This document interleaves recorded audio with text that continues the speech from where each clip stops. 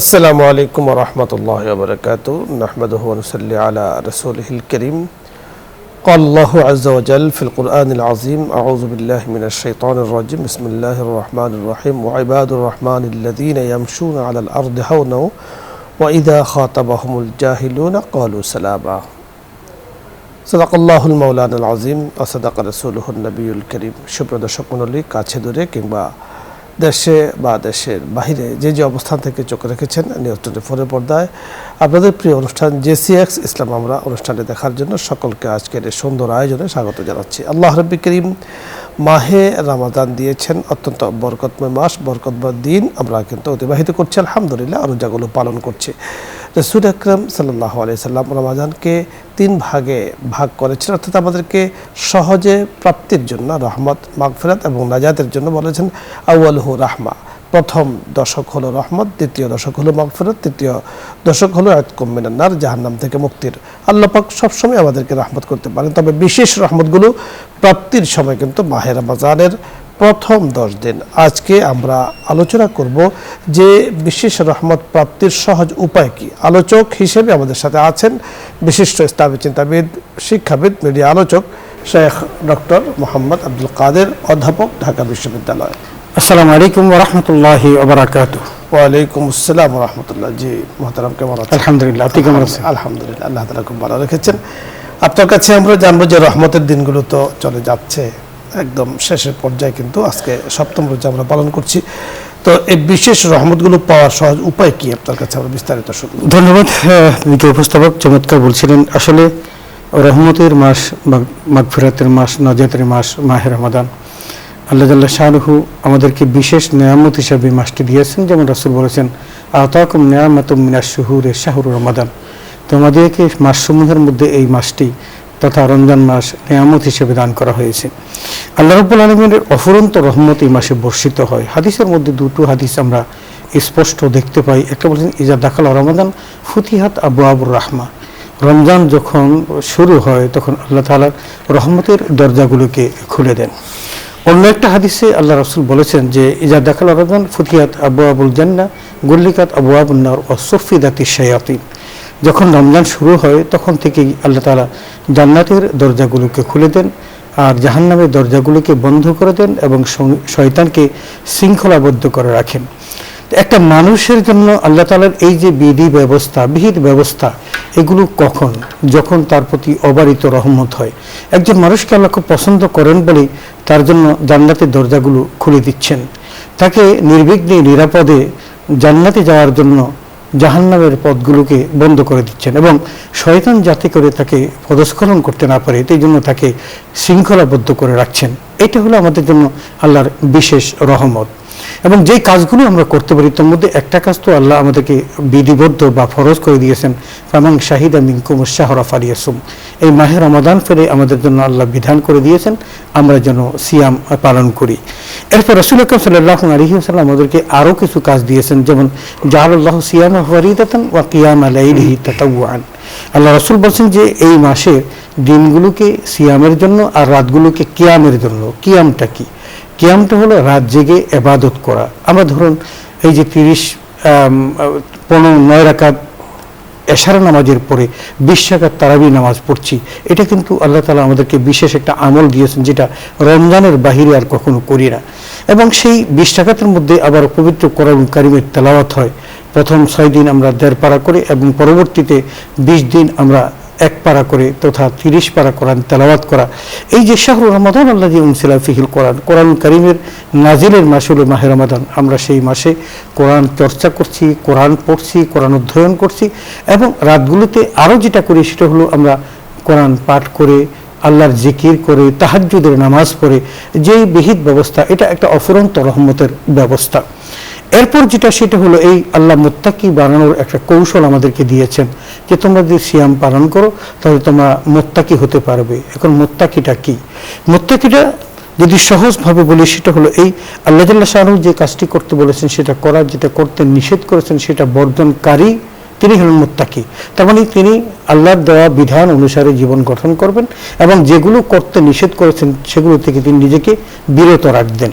কোরআন কারীম কিন্তু একটা সংজ্ঞা দিয়েছে, যেমন খাফা মাকাম রাব্বিহি ওয়া নাহান নাফসা আনিল হাওয়া। যেই ব্যক্তি আল্লাহর সামনে দাঁড়াতে ভয় পায়। দ্যাট মিনস একজন মানুষ দুনিয়ার জীবনে যাই কিছু করুক না কেন, পরকালীন জীবনে তাকে এর জবাবদিহি করতে হবে। এই ভয়টা কারোর মধ্যে যদি থাকে, ওয়ানাহান্নাফসে আনির হওয়া, এবং এই ভয় রেখে সে যখন নিজের অন্তরের প্রবৃত্তিকে দমন করে আল্লাহর সান্নিধ্যে যখন চলে, তখন কিন্তু সেই ব্যক্তি মুত্তাকি হয়ে যায়। আমরা মাহে রমাদানের সিয়াম পালন করি, আল্লাহ কিন্তু আমাদের সিয়ামটাকে একটা গোপন ইবাদত হিসাবে অভিহিত করেছেন। আসসামুরি ওয়ানা আজিসি বিহি, আল্লাহ বলেছেন যে রোজাটা আমার জন্য, আমি তার প্রতিদান দেব। কেন বললেন? কারণ আমি সিয়াম পালন করে ঘরের মধ্যে পেট ভরে খেয়ে বাইরে যদি আমি সিয়ামের ভান ধরি, আমাকে কেউ কিছু বলবে না, ধরারও সুযোগ নেই। আমি একেবারে তৃষ্ণা মিটিয়ে পানি পান করে বাইরে গেলাম, আমি উস্কো খুস্কো দেখালাম, এটা আমি করতে পারি। কিন্তু একজন রোজাদার কশ্চিনকালেও সেই কাজটা করে না। কেন করে না? করে না কারণ সে আল্লাহকে সন্তুষ্ট করার জন্য সিয়াম পালন করে সুবহে সাদেক থেকে সূর্যাস্ত পর্যন্ত এই যে তার অনুশীলনটা, এই অনুশীলনটা আল্লাহর কাছে অত্যন্ত পছন্দ। শুধু তাই নয়, এই সিয়াম পালনকারীকে আল্লাহ তাআলা অনেকগুলো কাজ থেকে বিরত রাখতে বলেছেন, যাতে করে সে আল্লাহর রহমত অর্জন করতে পারে। কি করতে বলেছেন? বলছেন যে তুমি এই সিয়াম পালন অবস্থায় কখনো তুমি মিথ্যা কথা বলতে পারবে না, মিথ্যা কর্ম করতে পারবে না। রাসূল বলছেন মাল্লাম ইয়াদা কাওলা যুর ওয়াল আমিলা বিহি ফালাইসা লিল্লাহি হাজাতুন আন ইয়াদা তাআমাহু ওয়া শারাবা।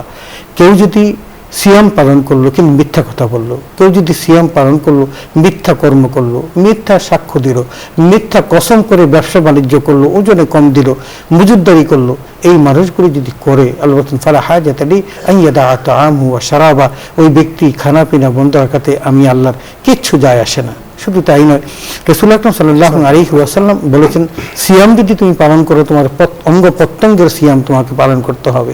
মাল্লাম ইয়াহফাজ লিসানহু আলাল কিযবি ওয়া ফুদুলিল কালাম, যেই ব্যক্তি তার জবানটাকে অতিরঞ্জিত কথা এবং মিথ্যা থেকে বিরত রাখে না, ওয়ালাম ইয়াগুদ্দ বাসারহু আনিল হারাম, এবং হারাম থেকে নিজের চক্ষুটাকে সে নিয়ত রাখতে পারলো না, এবং ওয়ালা ইয়াদাইল আথাম ফাওয়াহিশ ওয়াল আথাম, এবং সে নিজেকে অশ্লীল গর্হিত কর্ম থেকে বাঁচাতে পারলো না। রাসূল বলেন ফালা সামা ওয়ালা আফতারা ওয়ালাকিন আতাবা নাফসাহু, ওই ব্যক্তির সিয়ামও হবে না, ইফতারও হবে না, বরং সে নিজেকে কষ্ট দিবে। আপনি বড় চমৎকার বলছিলেন। দর্শক মণ্ডলী, একেবারে মনোমুগ্ধকর পরিবেশেই কথাগুলো আমরা শুনছিলাম। আলোচনা করছিলেন ডক্টর মোহাম্মদ আব্দুল কাদের। বড় চমৎকারভাবে তিনি বলেছেন যে আমরা যদি সুন্দর একটি রোজা আল্লাহ তাআলার পক্ষ থেকে উপহার পাই, আমাদের নিজেদের কর্মের কারণে নিজেদের প্রস্তুতি আমরা যদি ওইভাবে নিয়ে থাকি, তাহলে আল্লাহ রাব্বুল কারীম আমাদেরকে রহমত তো দান করছেনই, সবসময় রহমত দিয়ে ভরপুর করে রেখেছেন। বিশেষ রহমত প্রাপ্তদের তালিকাভুক্ত আল্লাহ চাহে তো আমাদেরকে করে দেবেন আল্লাহ তাআলা। এই জন্য আমাদের স্বচ্ছ, সুন্দর, পরিচ্ছন্ন জীবন ধারণ করতে হবে, আর পরিচ্ছন্ন রোজা আমাদেরকে রাখতে হবে। দেখুন আল্লাহ রাব্বুল কারীম পবিত্র কোরআনে হাকিম আমাদেরকে কি বলে ডেকেছেন, ইবাদুর রহমান। তিনি আমাদেরকে ডাকতেই বলেছেন হে রহমানের গোলাম, হে রহমানের বান্দা। অর্থাৎ আল্লাহ পাকের তো অনেকগুলো নাম আছে। আল্লাহ পাক রাহমা ইবাদুল্লাহ বলতে পারতেন, কিন্তু তিনি রহমান, অর্থাৎ যেন ডাকের মধ্যে একটা মায়া, ডাকের মধ্যে একটা রহমত, ডাকের মধ্যে একটা ইহসান এখানে লুকায়িত আছে। দর্শক মণ্ডলী, আমরা আল্লাহ পাকের বিশেষ রহমত প্রাপ্তদের তালিকাভুক্ত হতে চাই। তার জন্য প্রতিদিন কোরআনে কারীমের তেলাওয়াত অত্যন্ত জরুরি, এবং সময় যখন আমি পাবো তখন কালিমাত তাওহীদের জিকির আমার জরুরি। তখন বাকি সময় আমি সুবহানাল্লাহ, আলহামদুলিল্লাহ, লা ইলাহা ইল্লাল্লাহ, আল্লাহু আকবার, এই ইবাদতগুলোর মাধ্যমে রহমত সহজে পাওয়া যায়। আল্লাহ রাব্বুল কারীম আমাদেরকে কথাগুলো বোঝার তৌফিক দান করেন। আলোচ্য বিষয় নিয়ে অথবা মাহে রমাদানের সম্পৃক্ত যদি কোনো মাসলা মাসালা আপনাদের জানার প্রয়োজন হয়, আপনি প্রশ্ন করুন, আমরা চেষ্টা করব কথা বলার জন্য। প্রথমে জেনে আছেন আসসালামু আলাইকুম ওয়া রাহমাতুল্লাহ। দর্শক নাম বলে পরিচয় দিয়ে প্রশ্ন করুন। আসসালামু আলাইকুম। ওয়া আলাইকুম আসসালাম। আমি ঢাকা হতে মোহাম্মদ ফাইজানাদি বলছি। বলুন। আমার প্রশ্নটি ছিল, সেহরি না করে রোজা রাখলে কি রোজা হবে? জি ধন্যবাদ। গতকালকে এই ধরনের একটি প্রশ্ন আমাদের এখানে এসেছিল, আপনি সম্ভবত অনুষ্ঠান দেখেননি, দেখলে গতকালকে প্রশ্ন উত্তর কিন্তু আপনি পেয়ে যেতেন। সাহারি না গ্রহণ করলে তার রোজাতে কোনো না, সমস্যা? তার রোজে কোনো সমস্যা হবে না, তবে সেহরি খাওয়াটা সুন্নত। রাসূলুল্লাহ সাল্লাল্লাহু আলাইহি ওয়াসাল্লাম নিজেও খেয়েছেন, সাহাবীদের খাইয়েছেন এবং সাহাবীদের বাড়ি বাড়ি গিয়ে তাদের ঘুম থেকে জাগিয়েছেন। নবীজি বলছেন তাসাহরু, তোমরা সেহরি খাও, ফাইন্ডা ফিস সুহুরি বারাকা, সেহরির মধ্যে বরকত আছে। সুতরাং এই কাজটা, আমলটা কেন করবো না? আমার পেট ভরা থাকলেও আমি ঘুম থেকে উঠে অন্তত একটা বা দুইটা তিনটা খেজুর খেয়ে এক ঢোক পানি খেলাম। অর্থাৎ সাহারি খাওয়ার অর্থ এই নয় যে পেট ভরে ভোজন করা, জি। এটা অর্থ নয়। অর্থ হলো যে আপনি উঠে এক গ্লাস পানিও পান করুন, এটাও কিন্তু এইটা সাহারি সেহরি গ্রহণ হয়ে গেল। জি। পরের দর্শক, জি আসসালামু আলাইকুম। ওয়ালাইকুম আসসালাম। হুজুর, আমার চারটা প্রশ্ন। ওই যে আমি একটু অসুস্থ ছিলাম, ক্যান্সার ছিল, ঔষধ খাই। এখন আমি তারাবি নামাজ পড়তে বসলে, ঈশা পড়তে বসলেই আমি ঘুমাই থাকি এই বসা অবস্থায়। এত ঘুম, তারাবি 4 দিন দিচ্ছি। অনেকে বলে যে কম পড়লেও হবে, 2 দিন পারছি, 2 দিন পড়তে পারিনি। আবার কোরআন তেলাওয়াত করতে গেলে এরকম ঘুম আসে, যার জন্য দিনেও ঘুম আসে। তবে এদিকে সমস্যা হয় না, রাতে যায় সমস্যা। এই এক কথা, তাহলে কি আমি ঘুমে ধরলে কম পড়তে পারবো? তারা জি, আমরা বুঝতে পেরেছি। দ্বিতীয় প্রশ্ন বলুন। আরেকটা প্রশ্ন হলো, ওই যে অনেক সময় আমি তসবিহ পড়ার সময় কাজে থাকলে তসবিহটা বাম হাত দিয়ে পড়ি, তাতে কি অল্প সময়ের জন্য মানে কাজ করার থাকে, তাহলে কি সমস্যা? আর ঘুম থেকে ওঠার পর যে যেমন হাসবিয়াল্লাহু লা ইলাহা ইল্লাহু ওয়ার বিরাসে 7 বার বিসমিল্লাহ মাহফিজ, এই দোয়া, আরো কিছু দোয়া আছে যা ঘুম থেকে উঠেও পড়ার জন্য বলা, আবার সকালেও সেই আমল করতে হয়, আবার বারবারই। তাহলে একই জিনিস কি বারবার করতে হবে? জি, করতে হবে। আর ওই যে তাসবিহ ফাতিমি রাত্রে ঘুমাবার সময় পড়ি 30 বার সুবহানাল্লাহ, আলহামদুলিল্লাহ, 34 বার আল্লাহু আকবার। জি। কিন্তু আবার কোথাও দেখছি যে 10 বার করে যদি ঘুমাবার সময় পড়ে তাহলে রিজিক বৃদ্ধি হয়। তাহলে আমি 2 বারই পড়ি, 10 বার আবার 33 সাথে একবার পড়লে আমরা বুঝতে পেরেছি, ধন্যবাদ। আরেকটা ঘরে তারাবি পড়লে ওই যে পাশে মসজিদ, ওখান থেকে সব শোনা যায় বাসা বাসা, ওর সাথে পড়া যাবে কিনা? আর কোরআনের যে আয়াত পড়ি, যেমন আমি আয়াতগুলো পড়ি, ইশরাক নামাজে পড়ি, তাহাজ্জুদে পড়ি, তারপর ইশরাকে একই জিনিস বারবার পড়া হয়। ধন্যবাদ। জি, আমরা বুঝতে পেরেছি, ধন্যবাদ। একই প্রশ্ন বারবার হয়ে যাচ্ছে, আমরা বুঝতে পেরেছি। আপনি ধন্যবাদ। আমরা কথা বলছি।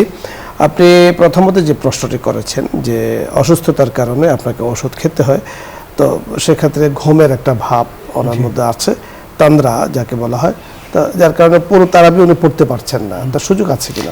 আসলে তারাবির নামাজটা তো নফল ইবাদত, আপনি নফল ইবাদত যত করবেন তত বেশি সওয়াব। এটার জন্য শাস্তি দিবেন আল্লাহ, এবং আল্লাহর নিরঙ্কুশ বান্দা হওয়ার জন্য পরীক্ষা। যেহেতু আমরা এখানে একটু যদি আমরা বলি, যেহেতু মাহে রমাজানে তাকে তারাবির নামাজকে সুন্নত মুআক্কাদা কেরাম বলেছেন, তো সেই ক্ষেত্রে আপনি চেষ্টা করবেন যে পুরো 20 রাকাতে পড়া।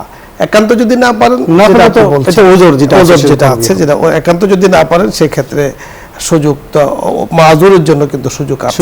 কিন্তু নিজেকে আপনি পারছেন, তারপরও আপনি মানে পড়ছেন না, অলসতা প্রদর্শন করে, তাদের জন্য কিন্তু সুযোগ নেই।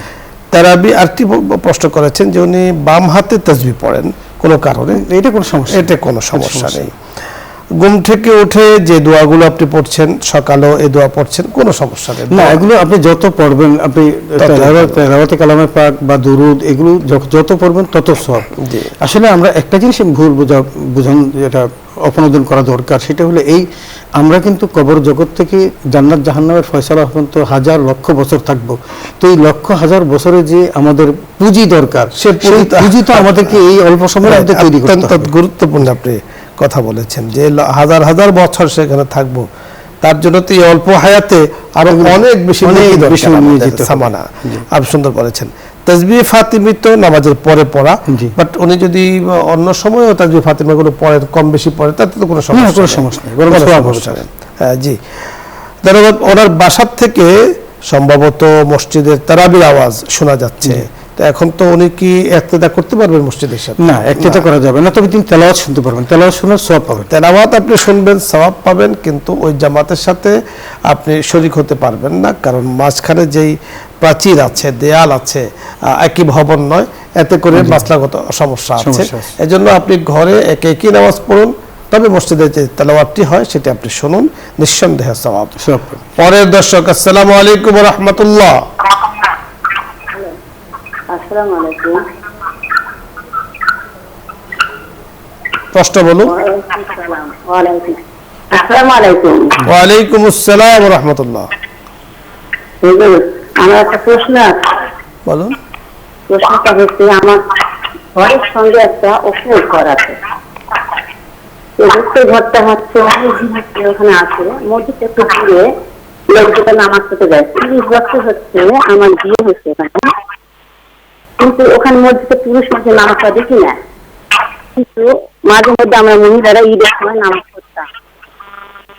এখন ওটা ভেঙে ফেলছে, এটা সাজা করে আছে। আমার ঘরের পিছনে আমি বলতে চাচ্ছি, আপনার কথাগুলো অস্পষ্ট হয়ে আসছে আমাদের কাছে, তবে যতটুকু আমরা বুঝতে পেরেছি সম্ভবত একটি ঘর ছিল, সেখানে মহিলারা একসাথে নামাজ পড়তেন।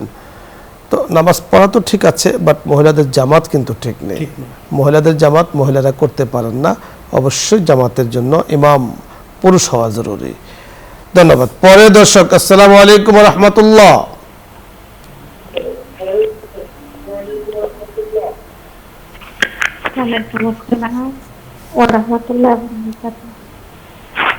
আপনি প্রশ্ন বলুন। আমি আপনার মতে একজন দর্শক, আপনার সন্তান, আপনার জন্য আপনি একটু দোয়া করেন এবং মাস বরকতের মাস ইচ্ছার আগে আমার জন্য একটু দোয়া করবেন, আল্লাহ যেন আমাকে একটা নেককার সন্তান দেন। আর কোন আমল করলে আল্লাহ পাক আমাকে নেককার সন্তান দেবে? জি জি জি, সুন্দর সুন্দর। আপনাকে ধন্যবাদ জানাচ্ছি। আপনি আমাদের নিউজ 24-এর জেসিএস ইসলাম এই প্রোগ্রামের নিয়মিত আপনি একজন দর্শক। নিঃসন্দেহে আল্লাহ তাআলা আপনাকে ভালোর ফয়সালা করুন। তো নেককার সন্তানের জন্য আসলে কি দোয়া করা উচিত? আসলে নেককার সন্তানের জন্য যে দোয়াগুলো কোরআন কারিমে আল্লাহ তাআলা শিখিয়েছেন, হযরত জাকারিয়া আলাইহিস সালাম তিনিও দোয়া করেছেন, হযরত ইব্রাহিম আলাইহিস সালাম তিনিও দোয়া করেছেন। আমরা সেই দোয়াগুলোই করতে পারি।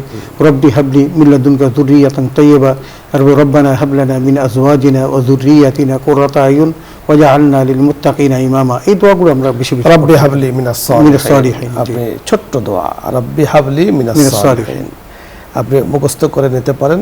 এবং আরেকটি দোয়া আমাদের শাইখে বলেছেন, রব্বানা হাব লানা মিন আজওয়াজিনা ওয়া যুররিয়াতিনা কুররাতা আয়ুন ওয়াজআলনা লিল মুত্তাকিনা ইমামা। আল্লাহ নেক সন্তান দান করুন, নেক পরিবার দান করুন, যে পরিবারের দিকে তাকালে আমার দৃষ্টি ভরে যায়, আমার মনটা ভরে যায় খুশিতে, এমন পরিবার, এমন সন্তান আমাদেরকে দান করুন। আপনি এই দোয়াগুলো বারবার পড়তে থাকুন, ইনশাআল্লাহ আল্লাহ পাক খায়রের ফয়সালাই করে থাকেন। অবশ্যই। পরের দর্শক, আসসালামু আলাইকুম।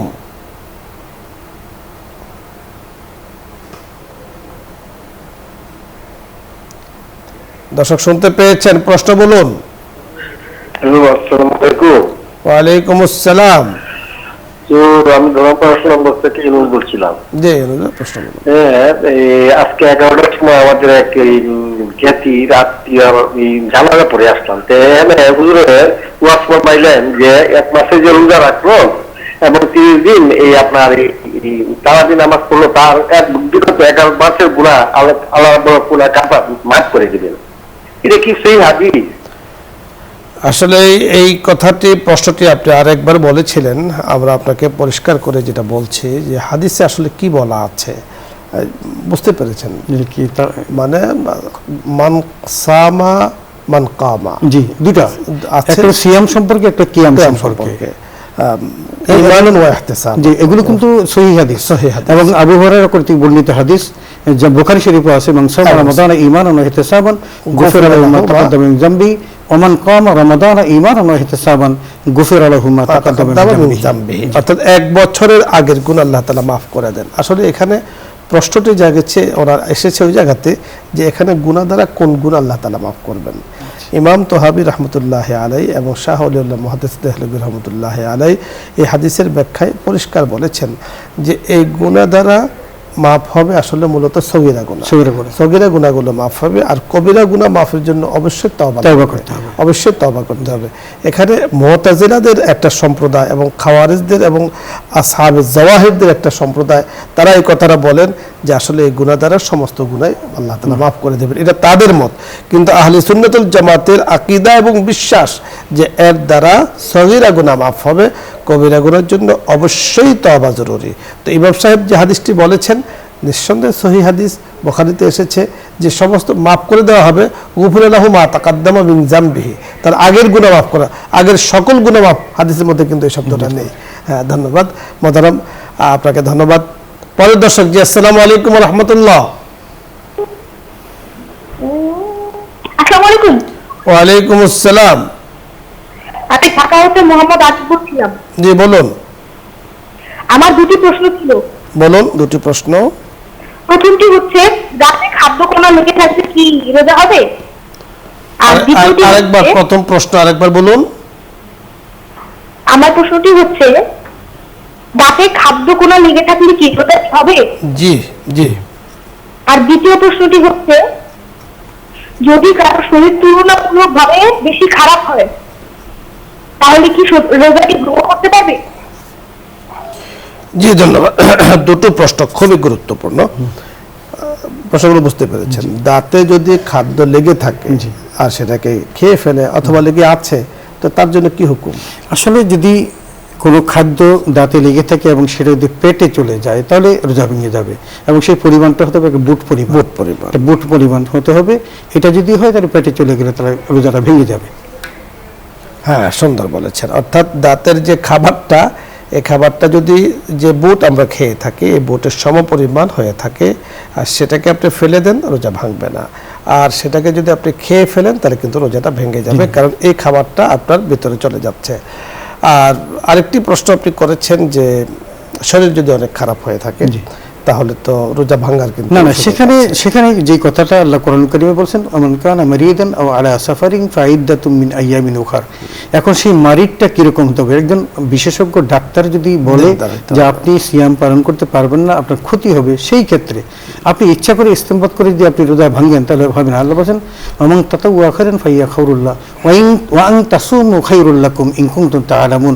যদি তুমি জানতে যে রোজা রাখার মধ্যে কত কল্যাণ, কখনো তুমি ভাঙতে না। কারণ এই একটা সিয়াম মাহে রমাদানের বাদ দিলে সারা জীবন রোজা রাখলেও তার রিপ্লেসমেন্ট হবে। আপনি বড় চমৎকার, বড় সুন্দর বলছিলেন সাহেব, ধন্যবাদ আপনাকে। দর্শক মণ্ডলী, আপনাদের সকলকেও আজকের এই সুন্দর আয়োজনে আপনাদের অংশগ্রহণ, আপনাদের সুন্দর সুন্দর প্রশ্ন নিঃসন্দেহে আমাদেরকে অভিভূত করেছে। প্রশ্ন করবেন, অনুষ্ঠানের সাথে থাকবেন। সকলকে জেসি ইসলাম আমরার পক্ষ থেকে ধন্যবাদ জানাচ্ছি। আল্লাহ পাকের শুকরিয়া আদায় করছি। আল্লাহ তাআলা আমাদেরকে নেক হায়াত দান করুন, সুন্দর স্বচ্ছ পরিচ্ছন্ন রোজা তারাবি আদায় করার তৌফিক দান করুন। এখনই দোয়া হচ্ছে, দরুদ ইস্তেগফার পাঠ করি। আল্লাহুম্মা সাল্লি আলা সাইয়্যিদিনা ওয়া নাবিয়্যিনা ওয়া শাফিঈনা ওয়া হাবিবিনা মাওলানা মুহাম্মদ সাল্লাল্লাহু আলাইহি ওয়াসাল্লাম। আস্তাগফিরুল্লাহ রাব্বি মিন কুল্লি যামবি ওয়া আতুবু ইলাইহি লা হাওলা ওয়া লা কুওয়াতা ইল্লা বিল্লাহিল আলিয়্যিল আযীম। আল্লাহুম্মা আমিন। ربنا ظلمنا أنفسنا وإن لم تغفر لنا وترحمنا لنكونن من الخاسرين. ربنا أفرغ علينا صبرا وثبت أقدامنا وانصرنا على القوم الكافرين. رب اغفر لي ولوالدي وللمؤمنين يوم يقوم الحساب. رب ارحمهما كما ربياني صغيرا. রব্বুল আলামিন, পবিত্র মাহে রমাদানের এই সুন্দর মুহূর্তে, সুন্দর অনুষ্ঠানে আল্লাহ তোমার শাহী দরবারে হাত তুলেছি। আল্লাহ মেহেরবানি করে আমাদের সকল আয়োজনকে তুমি কবুল করে নাও। রব্বুল আলামিন, পবিত্র মাহে রমাদানের সিয়াম সাধনা, সেহরি, ইফতার, তারাবি সহ আল্লাহ যত আয়োজন রয়েছে আমাদের সকল আয়োজনকে তুমি কবুল ও মঞ্জুর করে নাও।